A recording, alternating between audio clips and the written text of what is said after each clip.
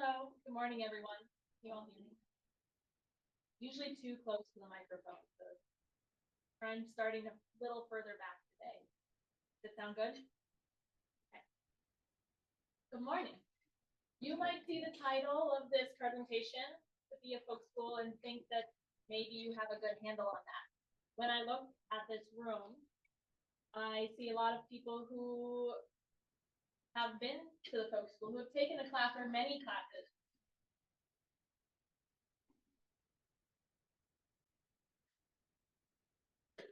At the Ely Folk School, and many of you attend our events like the Spring Bonfire or Thanksgiving Potluck. And I don't think that you'd be wrong at all if you think that you know what a folk school is. But today I hope to be able to share with you some of the history of folk schools that you maybe aren't aware of. Beyond the Ely Folk School is, I think, a rich and fascinating history. And so today we'll walk through some of the big folk school movements and meet some of the key players who create the folk school story. Whether or not you currently frequent the Ely Folk School or any of the over a dozen folk schools across Minnesota, I think that you'll likely resonate with some of the values behind the folk school movement. I feel like I can say this because I think that by attending Tuesday group, I can assume that you're people who care about your neighbors, your community, you care about learning, and about regular weekly gathering. And I think that this fits some of the folk school ideals and visions, and that they probably aren't that foreign to you.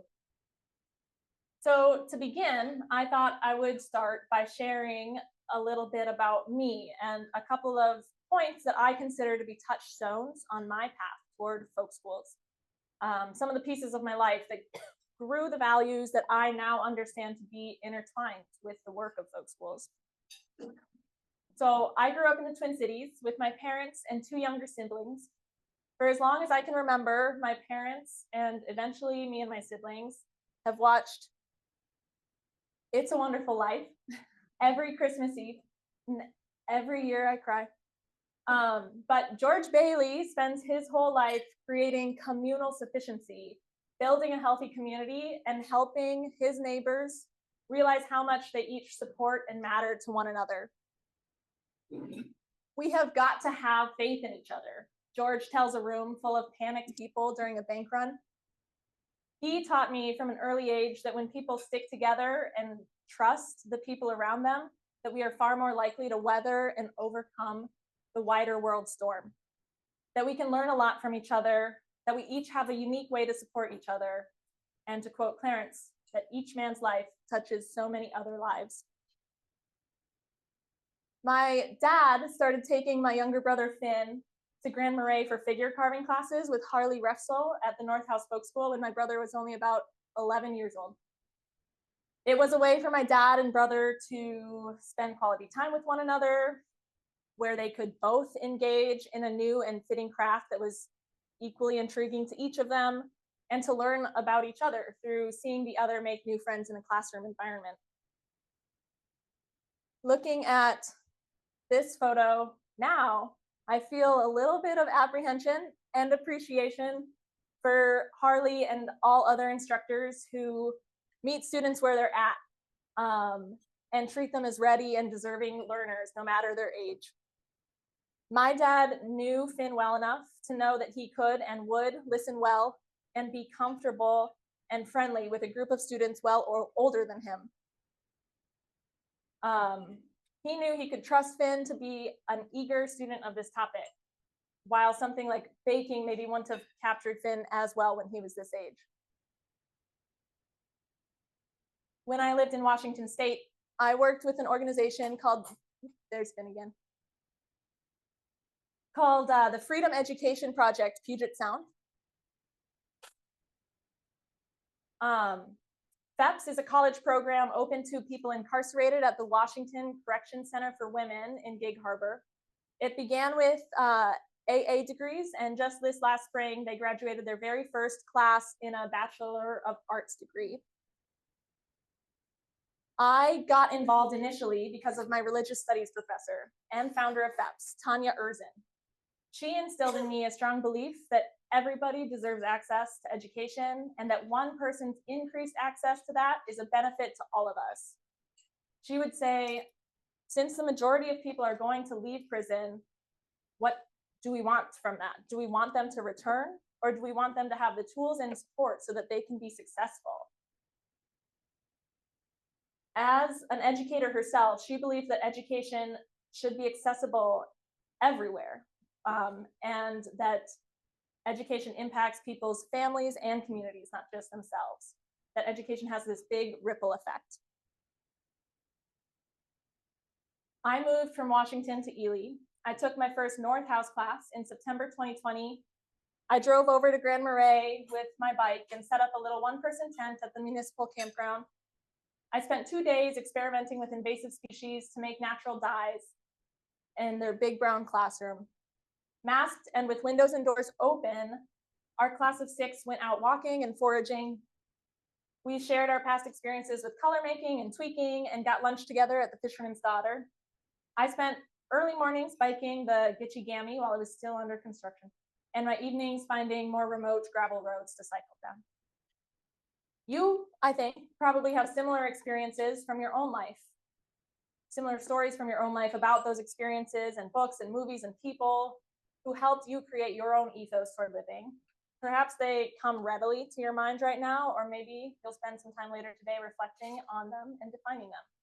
But all those experiences that I just shared about my own life came back to my mind as I started my own journey learning about folk schools. So what is a folk school? As I said, many of you know the Ely Folk School. We offer classes and events in myriad subjects, teaching craft and art skills and practices. All of our events are aimed toward building community, relationships with one another and with oneself, and resiliency toward trying and practicing creativity and new things. So where does all that come from? To explore that question, we're going to go back to the 1820s. Nikolai Frederick Severin Grundtvig, or NFS Grundtvig, is known as the father of folk schools. Grundtvig was a little bit of everything: a Danish poet, philosopher, theologian, and composer. He believed that the classical and state-run education of the time didn't really focus on things relevant to the common person, or the rabble, as Mr. Potter would say in It's a Wonderful Life. He looked around and saw young people forced to go to school, trying to complete Latin forms, and instead of speaking their native Danish, reading Latin stories about Rome and spending no time on Nordic myths. And so he believed that instead of Greek and Latin studies, a school would do better to affirm the dignity of the common person and rural farmer. Classical studies and education, accessible mostly at universities and big cities, installed a divide between life and learning, between the people and the elite. So he proposed what he called a school for life. He said education should be applicable, exciting, engaging, and it should inspire a desire for more learning. So in the 1830s, Grundtvig carried out a tireless mission to convince the Danish population that a new kind of school, a school for life, was critical if Denmark was to have a successful transition to democracy. He believed that the establishment of schools for life would allow the Danish people to build the foundation of skills and the enlightenment necessary for creating a peaceful and just and democratic society. He said that learning shouldn't be compulsory. It should be rooted in the traditions of a people. It should involve the entirety of a person, and it can accomplish those things through oral culture, singing, storytelling, poetry, and hands-on learning over and above written culture. He said the educational sphere should contain opportunity for and even create flourishing among students. And this School for Life model is the foundation of what we now call the folk school. The first folk schools in Denmark were started after Grundtvig's death, actually, by a man called Christian Kold. Kold adhered closely to Grundtvig's writings and beliefs. The folk high schools in Denmark in the 1800s were, like Grundtvig imagined, about the common farmer folk who were actively excluded from power within Denmark at the time. The folk high school helped people imagine themselves as active and engaged members of society, helped validate and elevate their culture and practices, and it gave them a movement and a place to feel like they could change their own political situation. Folk high schools believe that through singing, reading, and exploring your surroundings, that students can both learn and express their own creativity and happiness. They teach standardized values such as language, history, and constitution, but are supplemented by a lot of other subjects, including arts and culture and sports. Today, over 70 folk high schools operate across Denmark, and the tradition has also spread to its neighboring Scandinavian countries. At these schools, you can think of it kind of like something that someone might do in a gap year, as we think of it in the United States. But these schools offer a non-formal residential school offering. And most students stay between 4 and 6 months. Most students are between 18 and 24 years old. There are no exams, which allows for focus on the learning experience rather than a standardized outcome. Grundtvig's ideas, however, didn't just stay in Denmark and Scandinavia. They were also adapted to individual communities in the United States. So now we'll take a look at the story of our country's first folk schools.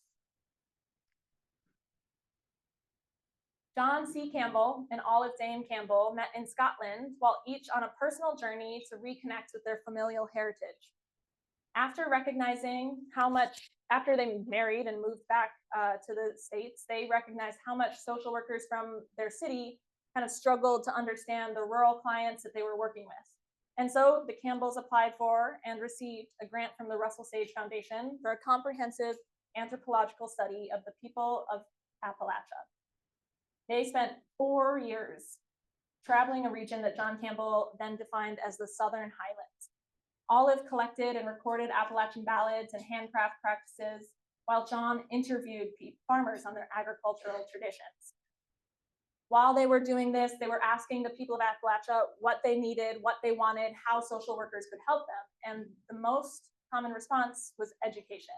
The people of Appalachia wanted education for adults who were living there with the intention of staying there. They said to the Campbells that too often the better performing students were recognized. But as a result of that recognition, they left Appalachia, they left the land, and the people who stayed were lacking educational opportunity. So the Campbells had known a little bit about Danish folk schools, and they wanted to explore how that Danish model could be adopted to the Appalachian region. They believed that it could hopefully enable people to live happy, productive lives in their home environment, could enable efficient farming, could support cooperatives, and support development of arts and craft skills. They thought that quality of life could be improved by education, and they also wanted to preserve and share with the rest of the world the wonderful crafts, techniques, culture, and tools that the Appalachian used in everyday life. Before Olive and John could bring to fruition their dream of visiting the Danish folk schools themselves, John passed away. Olive ended up publishing the results of their 4-year study in John's name, and upon the end of World War II, she and a young teacher from Appalachia, Margarita Butler, traveled to Denmark and spent 18 months visiting over 100 Scandinavian folk schools. They returned to the Southern Highlands with heads full of enthusiasm, ethos, spirituality, and experience, ready to start an Appalachian brand of the Danish folk school. In 1925, Margarita and Olive founded the John C. Campbell Folk School in Brasstown, North Carolina. Brasstown was selected after a local store owner led a campaign with over 100 of his neighbors to petition Campbell to put roots there for the school. That store owner ended up donating the first 20 acres of land for that school. Their first courses focused on agriculture and community. They learned from each other better farming practices.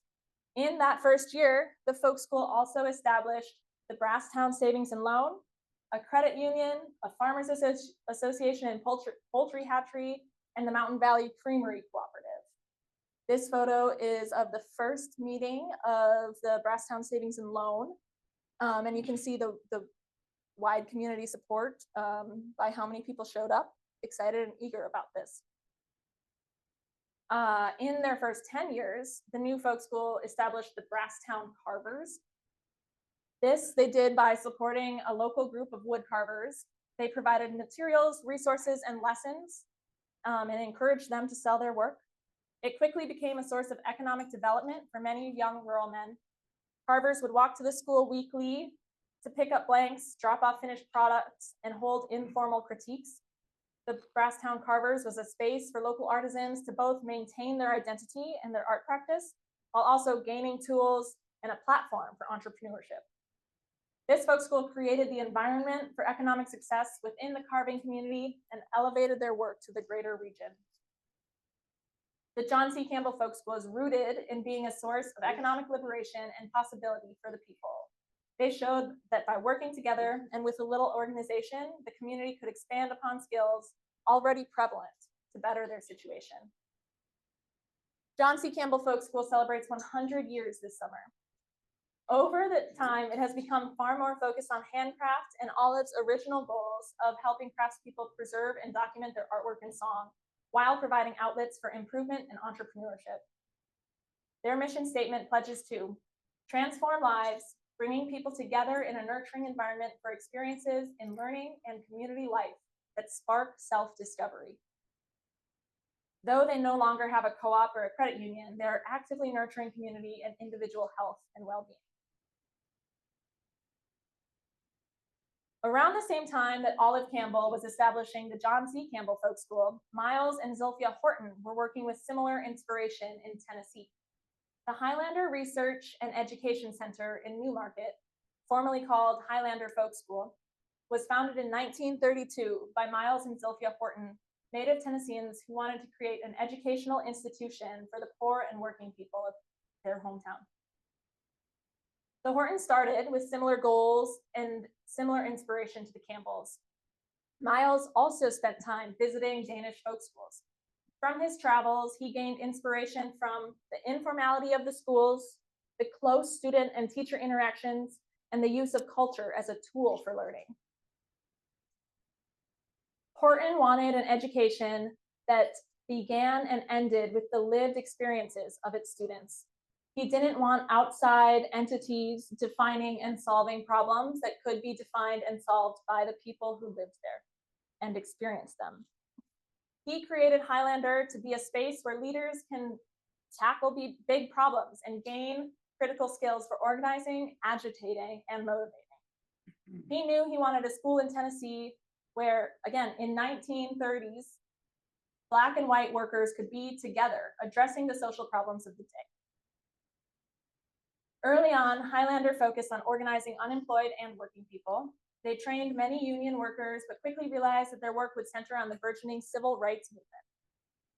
Highlander's commitment to ending segregation made it a critically important incubator of the civil rights movement.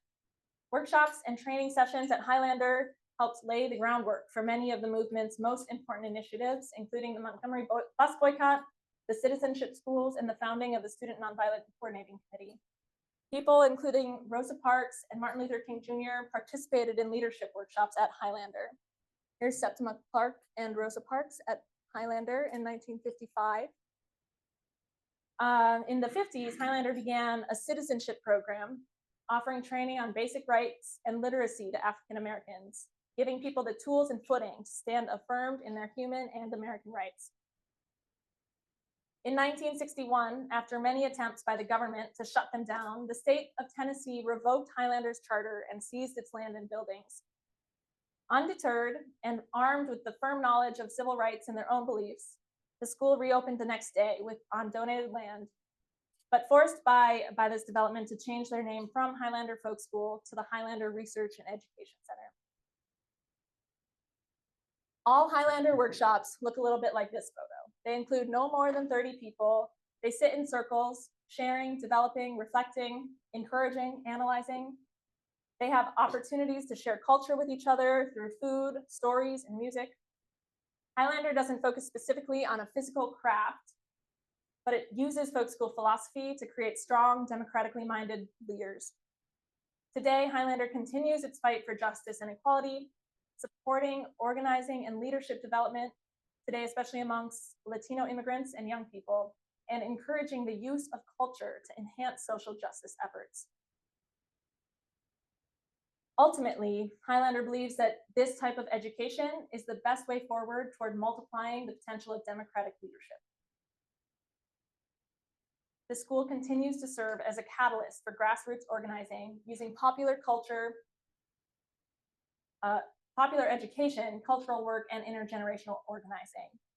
So Highlander shows us that the idea of folk schools can be implemented in many different ways, that it's the community building and access to education that is the underlying thread connecting all folk schools. Intergenerational, non-competitive learning for life can take many forms. For years, Highlander and John C. Campbell were the only folk schools in the United States. Today, there are well over 100 folk schools operating here, mostly as nonprofit organizations. Minnesota actually has the highest concentration of folk schools, as you can see in this map. Today's American folk schools, I think, take many shapes and sizes. There's one that specializes in web development and another that focuses entirely on regenerative agriculture. The Folk School Alliance leader, Don Murphy, hesitates to put a firm definition on a folk school. Rather, she says it has a fuzzy set of characteristics. A folk school should be influenced by time and context. The folk school that we operate in Ely will naturally be quite different than a folk school serving a community in Idaho or Tennessee. This is because one of the common themes of folk schools across time and continent is that they originate within the community to whom they belong. By looking at the unique community in place, folk schools build up what and how they run their operations. What we as folk schools do hold in common is Grundtvig's central vision: no exams, education freely chosen, rooted in traditions of time and place, and living and learning in community. Indeed, in a study of folk school mission statements across the country, Don Murphy points out that although many American folk schools today focus more on handcraft than on farming or agriculture, as they did in the past, they almost all have a focus on building community. They fulfill that work through handcraft and cultural education. We can see that influence and that thread in Ely's own mission statement to build community by providing learning experiences that celebrate the wilderness heritage, art, history, culture, and craft of the people of northern Minnesota. The most recent North American folk school movement started in the mid-90s, offering embodied, hands-on experiences with natural materials. This graph shows the establishment of new folk schools in North America from 1971 to 2020. We've been seeing this incredible surge in the founding of new folk schools. At a Folk School Alliance gathering in 2018 that BFS attended with Betty, the people gathered said that they think that folk schools were being created because there was this sense of being disconnected, of technology taking over our lives, of wanting to give back to the community and also to know our communities more deeply, wanting to be connected to people and place and history. So beyond the important work of preserving craft and culture, of teaching wood carving and weaving, even more is going on beneath the surface at folk schools. Concepts of community, personal enlightenment, empowerment, and cultural memory weave together the work of folk schools. I think that we can use folk schools to set new standards for learning, for growth, for networking, that we can inspire renewal and change. According to the Folk School Alliance, folk schools in the US today can and do offer a local, place-conscious educational experience, build collaborations and networks among diverse community groups and organizations. They build on local strengths. They build appreciation of and ownership over local culture. They encourage a recovery of local voice, empowerment, and cultural memory. They emphasize dialogue, conversation, and relationships. They offer an alternative educational paradigm, one that's collaborative, non-competitive, and experiential. They can provide a context for diverse groups to come together for shared learning and context for the presentation and discussion of local issues. And they can inspire local economic initiatives that can support the local economy. The Ely Folk School is honored to carry out the work of folk schools by combining what we know of Ely and what we know of folk school history. The Ely Folk School is a place of connection, collaboration, and craft. From our weekly makers mornings, where folks come in with unfinished projects, conversation questions, or come to ask advice or for feedback and otherwise generally build community, to our instructor retreat this past November, where teachers came to learn about their values, each other's values, and EFS values. We act beyond our classes to build a strong and actively learning network. We're a gathering space in Ely, a central location and crucial third space for many of our town's creatives. We're a space where much community networking and collaboration occurs, where people come to discuss new problems and local happenings, as well as ask for feedback and critique on their latest ideas and work. In the next few years, we plan to expand our youth programming, giving our youth the tools and space to be creative, to learn to problem solve, and feel proud of what they can make with their own two hands. We're adding a humanities program area, continuing and growing our offerings in human experience. EFS is actively developing more opportunities for our instructors to grow and learn, both in their own creativity and in their teaching toolkit. We're reaching out to you and asking what you want to learn, what you want to teach. Further, we're looking to remodel our kitchen and deepen our commitment to hospitality and welcome. From John and Olive Campbell's research and development stages and the founding of John C. Campbell, folk schools have always relied on generous support and buy-in from the community it is a part of, as well as local granting organizations. From Grundtvig to the Hortons, folk school leaders have recognized that it is important to exercise a critical eye over the status quo and the recommended or common path. By talking to and with our neighbors, we learn what it is we actually need, and we can take steps toward reducing the barriers keeping us from that. While issues faced by communities are often not unique to that town, the solutions and ideas most practical, efficient, and rewarding are indeed specialized to that each group. The history of folk schools emphasize creating cooperatives, guilds, and unions to build community and individual resilience, connection, and resourcefulness. Many of our folk schools today focus on craft, but as our needs and situations change, that focus can too. Folk schools at the core focus on non-competitive, intergenerational learning for life. Each school is unique, focusing on the environment that they are a part of. Folk schools work with, serve, and are served by the community in which they exist. Like George Bailey and the Bailey Brothers Building and Loan, they work to find solutions oriented to and initiated by the normal people of a community. They know that relationships and trust are some of our most important assets. Like Harley Refsall, they believe that education is meant to be exciting and engaging. If it is, you can be entitled to that education no matter your age or your background. Like Professor Erzin, folk schools know that education is a great equalizer, that without offering access to education, even if it's non-traditional, we can't hope to encourage an engaged, civic-minded, and community-focused public. Like my experience at North House, having space to connect, share ideas, our failures and our successes, as well as space to express ourselves, both creatively and physically, that's crucial toward continued expansion and personal development. Folk schools have infinite potential to bring us together, to offer the tools and support we need to find clarity, to grow the resources to sharpen our problem-solving skills, and to gain a deeper understanding of ourselves and our home. By offering this possibility through beautiful and functional art, craft, and cultural teachings, we're also learning and building stronger individuals and cultures as we go. Thank you.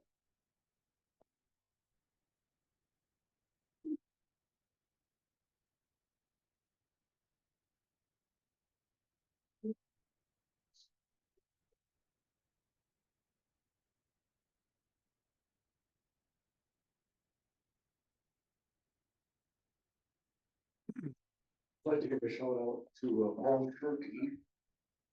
It was key. It's one of us. The work that this actually happened here. And I always remember his, I thought, wonderful speech of dedication. He said, when we moved here, we had two babies in the woods. Didn't know really how to make it in this time. But people were generous. They talked to them.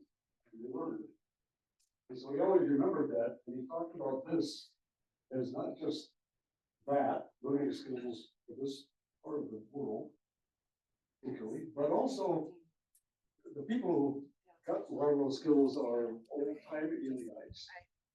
And there may be some political divide, but when they come together to pass on skills, the politics are not important. And so relationships get built. And people on one side of a political fence teaching people on the other side of the fence something. And that's pretty cool. Thank you. I'm gonna also join in just in the sense of thank you. I knew nothing of the history, so I'm so grateful that you shared that. But I love what you're doing and the way you presented it. Thank you. Becky. Hi, and Lucy, I just want to thank you for an outstanding presentation and a very entertaining and informative summary of the history of folk schools. Many people are not aware of the connection. I also would love to see, because I see a lot of people here that have been involved in folk schools, if you have ever been on the board or volunteered or taught at the folk school, would you raise your hand? Thank you very much. And if you have ever taken a class at the folk school, that's what makes a folk school successful. And Lucy, I'd love to hear more from you about your collaboration with other organizations. You've been doing a lot of that with the support of the board, and yeah, hear more about that. Thank you, Betty. Betty pointed out through a hand raising of the room that most of us are involved with the Ely Folk School, and that's how folk schools happen. You know, that's without people to teach, without people to learn, that it doesn't exist. So thank you, Betty and Paul and everyone else here who has been involved with the building and continued building of the Ely Folk School. Today we're working on a lot of projects with other organizations in town. Over the last couple of years, we've worked closely with Ely Community Resource to really build that youth program that I was talking about. We work with the Northern Lakes Arts Association to put on winter markets, and we host their poetry nights. This Thursday is the next one. We are bringing an exhibit from the Minnesota Humanities Center to the hub this spring called We Are Water, Minnesota. And this is kind of a look at our relationships with water, looking at water and its use through a humanities lens. So thinking about how we grow up and how we interact with water and what stories we each have surrounding it, so that we can realize that it matters to all of us, even if we think about it in different ways. We'll be doing a lot of collaborating with different organizations, including the Historical Society, the Hub, our partners, and the schools in town for that initiative. So you can keep your eyes open for We Are Water Minnesota coming in the end of April. And we're always, looking to deepen and strengthen our relationships with other folks in town. I think, like I said at the beginning, by coming to Tuesday Group, I think that, you're embodying a lot of the folk school ideals and visions. And so I think that this idea of folk schools or the Ely Folk School isn't exclusive to what I do in that physical space. I think that all of Ely carries a lot of this with it, and that's what makes it so great, and it doesn't have to be associated with the folk school to carry this like ethos of learning and of generation and collaborativeness. And so it makes it really easy to partner with a lot of folks in town. Thank you. Just had a question about funding and seeing as how we're worried about federal grants and stuff. Is the folk school pretty much self-supporting, or do you rely on grants, or should we be worried? There's a lot of uncertainty in the world. Yeah. We do rely heavily on grants. Right now, we don't currently have any federal grants active. We do receive a lot of funding from Minnesota grant agencies like the Minnesota State Arts Board and the Arrowhead Regional Arts Council, which as of now have assured us that funding is stable. But yeah, we rely on grants, we rely on individual donations, we rely on support and participation in our classes. One thing that we have is a sliding scale payment system.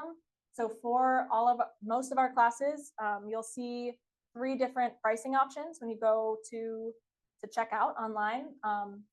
One is the standard price. That should be the first price you see. That's the cost of putting on the class and paying the instructor and figuring out the facilities and all of that. The supported price is for those who don't have enough in their budget to regularly attend classes or to make it to a class. And so we're trying to offer a price that is more accessible to them, which is offset by the supporting price. So if you feel like you can pay it forward, you can select the supporting price and help a neighbor attend a class that they might not be able to attend otherwise. So this pay it forward system is one way that you can always choose to help folk education remain accessible to more people in the community. But overall, we rely on a lot of donations and a lot of grants. So thank you for your support. Lucy, will you mention the mileage and lodging grant program that will be rolled out this year? This year, we're working with Boundary Waters Connect to offer lodging and mileage to a number of instructors, to bring in instructors from outside of our region. We have always worked with people from outside of Ely, although most of our instructors do come from right here in our neck of the woods.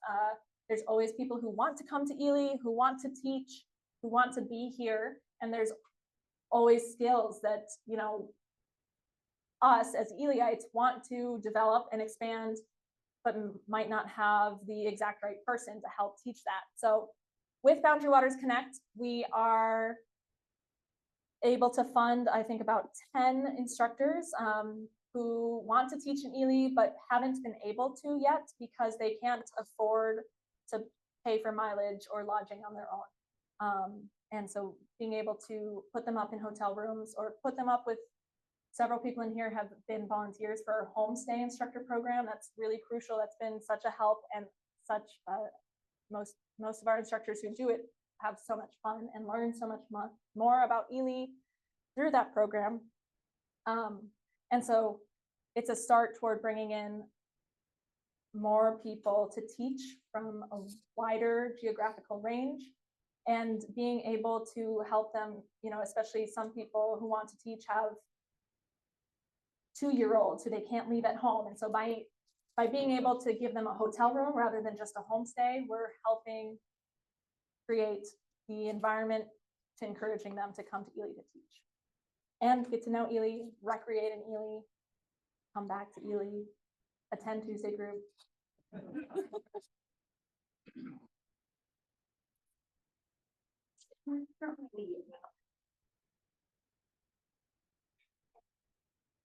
Thank you so much, Lucy. I really enjoyed it. I attended an Ely Folk School in 1968, International People's College in Helsingør, Denmark. And this was the height of the Vietnam War. We used the word alienation. I dropped out of college, didn't care if I ever came back to this country. And I found this folk school in Denmark.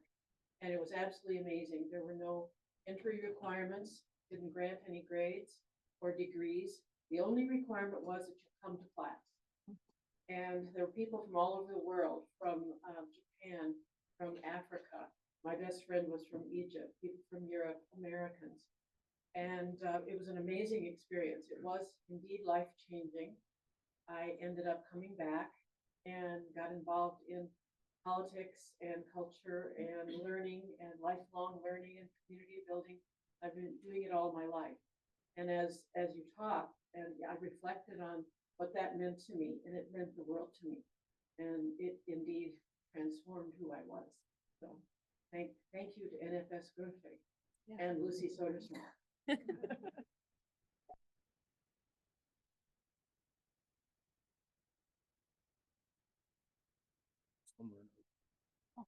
Oh, yeah, I mean, Lucy. How was Argentina?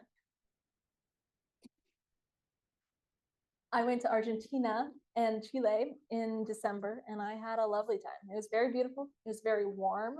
And I went to the mountains, and I swam in mountain lakes, and I did a lot of biking and hiking, and saw a volcano, and went to Santiago and saw a ton of street art, which is, I think, another form of folk education. The like murals that pop up everywhere that aren't necessarily like commissioned by anybody, but just a natural and authentic expression of the people who live there. And it was really, really lovely. Thanks for asking. And we had a Zoom participant remind us that you have been a member of the Heritage Preservation Commission. Are there any other involvements you have in the community that you would like to share about? And also quick plug for people to check the ely.org or City of Ely website to be up to date on which commissions and committees are still seeking applicants. Thank you. Yeah, I am on the HPC commission for the City of Ely. Last year, we received a grant from the Minnesota Historical Society and did this big project chronicling the oral history of Ely's Memorial High School. So you may have seen the video this past summer that debuted during the 100-year anniversary, the all-class reunion. And that was the work of a city commission getting together and interviewing people from almost every decade of the high school's existence, which is a really cool living piece of Ely history.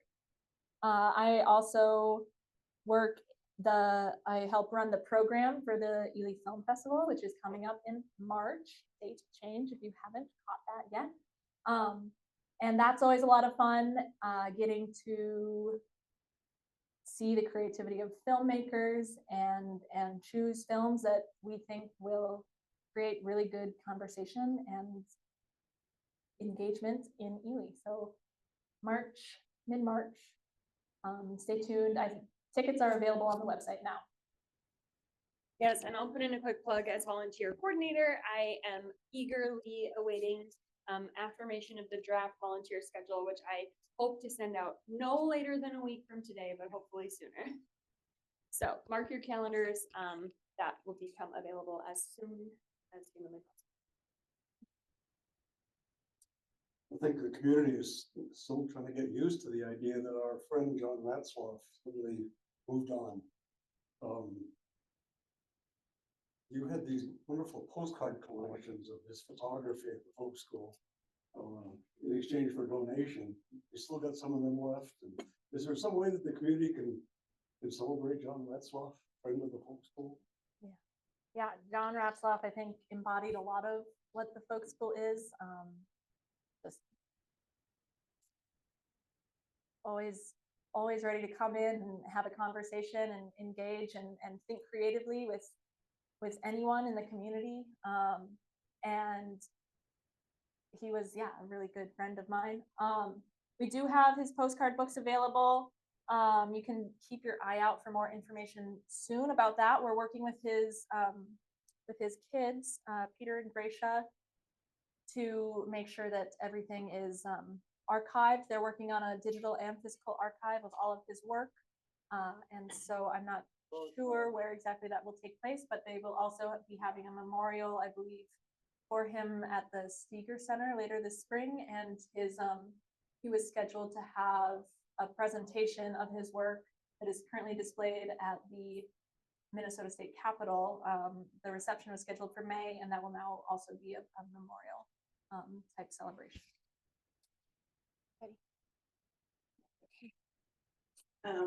Hi, I wanted to acknowledge that Lucy has, as part of the grant securing, and that's a big part often of nonprofits, and Lucy has secured a McKnight Foundation grant, which they're not easy to get. And so I just want to acknowledge her for that. I also had a couple questions, and one is there any area that you particularly would love to see volunteers come knocking at the door and offering their help and talents? And second question is there any, you've been doing so many things. I see you doing stuff all over town. I've decided that you had to have cloned yourself somewhere along the way. But I'm wondering if I learned how to do that from Lucy. I could believe. I wonder if there's one project or area or something that is really close to your heart that you would like to see started or expanded. Well, first, Betty asked about volunteers. We are really digging into our volunteer program. Anna Heil, the program director we hired less than a year ago, is heading up our volunteer program. And we are always looking for hosts, essentially. So if you want to spend some time in the folk school, chatting with people, engaging people, especially in the summertime when we have a lot of visitors coming through town. Bonus points if you want to be working on a craft of your own and willing to answer questions that people might have about it. That's always very helpful. We also are embarking on a journey of cleaning up our digital archives. So if you feel really good at just deleting photos that maybe are a little bit blurry or are duplicates, we would take your help. And like I mentioned before, the homestay volunteers who might want to be willing to host instructors who come up from either elsewhere in the state or across the region or even across the country. It's always really good to just have people on hand for that. Betty also asked about what I feel excited about generating or expanding in town. I think, I mean, there's so much happening in Ely that it's hard to narrow things down. But I think that one of the things that I have from working with the folk school is like this sense that it is also interconnected. And, you know, I see like the work that Braver Angels is doing and think that that's really incredibly important, and that it fits really well with what the folk school is trying to do, with what the We Are Water exhibit will be doing, with what a lot of people across organizations across the town have been wanting to do. And so I'm really grateful to you, Johnny, and to Nick for taking that on, and everyone else who's involved in the steering committee. My good friend Emily Rose is now on city council. And so it's really exciting also to just see all of these things kind of be able to merge a little bit more, for conversations to be able to take place across these different groups, not just within them. Last week, I was part of the Ely Cultural Alliance that spoke at Tuesday Group. And so I think that sort of idea of, you know, more and more, I feel like we are all thinking about similar things and having similar questions. And I think this movement toward talking across our organizations and not just within them is really important and exciting. If I may, as a member of the board and specifically a member of the fundraising committee, I would just plan to see that we are anticipating conducting our annual spring fundraiser that kicks off with our spring bonfire, which is scheduled for Wednesday, May 7th this year. And I'll take a moment to, May 7th. Okay, I'll take a moment to express my sincere gratitude. Many people in this room, as you raise your hand, you're people who have taken classes, you're people who have taught classes, and you are people who have donated. But I would be remiss if I didn't say now is a good season to be talking to Lucy or myself about contributing to what will become a matching fund for that spring fundraiser. And we have experienced a lot of success when we're asking our friends and neighbors for financial support by saying this is matched. And we take those matches really seriously. So Lucy, I wonder if you'd be willing to ponder a little bit past the reference you made to our kitchen dreams.